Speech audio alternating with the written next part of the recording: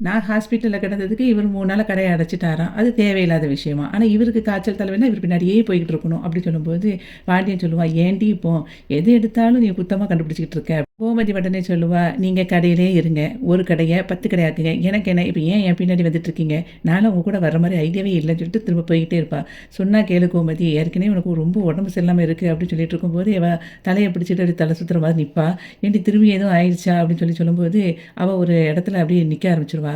உடனே காலையில வந்து எல்லாத்துக்கும் எல்லாத்தையும் எடுத்து எடுத்து குடுத்தியே, ஒரு மாத்திரை சாப்பிடணும்னு நினைச்சேன்டி, இப்ப ஒண்ணும் மாத்திரை சாப்பிடாம தானே இருக்க. வா வந்து கீழ விழுந்துறாதன்னு சொல்லிட்டு ஒரு இடத்துல கொண்டு உட்கார வச்சுருவான். அந்த இடத்துல உட்கார வச்ச பிறகு, "நீ இப்போ மாத்திரை போடாம தான் இருக்க. வெயிட் பண்ணு. உனக்கு மாத்திரை வாங்கிட்டு வரேன்." அப்படின்னு சொல்லிட்டு, அவன் அப்படியே நடந்து போய் மெடிக்கலுக்கு போவான்.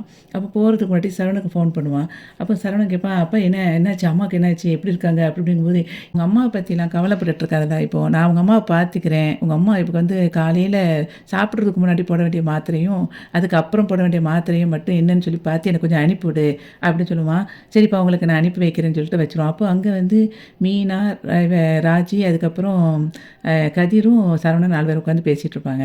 அப்போ என்ன ஆச்சுன்னு சொல்லி மீனா கேட்கும்போது, "இல்ல அம்மா சாப்பிட வேண்டிய மாத்திரைய வந்து அனுப்ப சொல்றாங்க." அப்படின்னு சொல்லும்போது, அப்போ "ஆமா அத்தைய வந்து கூட்டிட்டு வந்துருவாங்களா?" அப்படின்னு ராஜி கேட்பா. அதுக்கு வந்து இவன் கதிர் சொல்லுவான், "அதெல்லாம் அம்மாவை எப்படி சமாதானப்படுத்தணும்னு அப்பாவுக்கு நல்லாவே தெரியும். அப்பா கரெக்ட்டா கூட்டிட்டு வந்துருவாரு." அப்படின்னு சொல்லிட்டு இருக்கும்போது, மீனா சொல்லுவா, "ஆமா, இப்போ மாதிரி கேட்டாரு. இன்னும் கொஞ்ச நேரம் கழிச்சு ட்ரெஸ் எல்லாம் எடுத்து பேக் பண்ணி அனுப்பி விடுவீங்கன்னு சொல்லி சொல்லுவாரோ?" அப்படின்னு சொல்லி கேட்பா.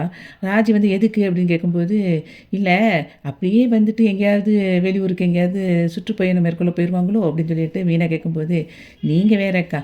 ஏற்கனவே அத்தை எவ்வளோ கோவத்துல போயிருக்காங்க. இதில வேற உங்களுக்கு வெளியூருக்கு தான் போக போறாங்களாக்கும்." அப்படின்னு சொல்லிட்டு இருக்கும்போது, "இல்ல போற போக்க பார்த்தா அந்த மாதிரி தான் தெரியுது." அப்படின்னு சொல்லிட்டு மீனா சொல்லிட்டு இருப்பா.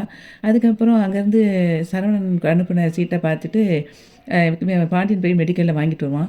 தண்ணி பாட்டிலையும் அதுக்கப்புறம் மாத்திரையும் வந்து குடுத்துட்டு, "இதானே நீ சாப்பிட வேண்டிய மாத்திரை. ஃபர்ஸ்ட்டு இத போடு." அப்படின்னு சொல்லிட்டு தண்ணிய குடுப்பான். அதுக்கப்புறம் "இன்னும் நம்ம சாப்பிட்டதுக்கப்புறம் தானே மாத்திரை போடணும். உனக்கு போய் ஏதாவது வாங்கிட்டு வரேன்." அப்படின்னு சொல்லிட்டு நேரா போவான். போயிட்டு இட்லி வாங்கிட்டு வருவான். அதையும் குடுத்து சாப்பிட வைப்பான். சாப்பிட வைக்கும்போதே அவன் சொல்லுவான், "நான் உன் பேச்ச இனிமே நல்லா கேட்பேன்டி. இனிமே உனக்காக வந்து எதையும் நான் வந்து சொல்ல மாட்டேன். உன்னைய வந்து சொன்ன நாடகக்காரிலாம் பேச மாட்டேன்.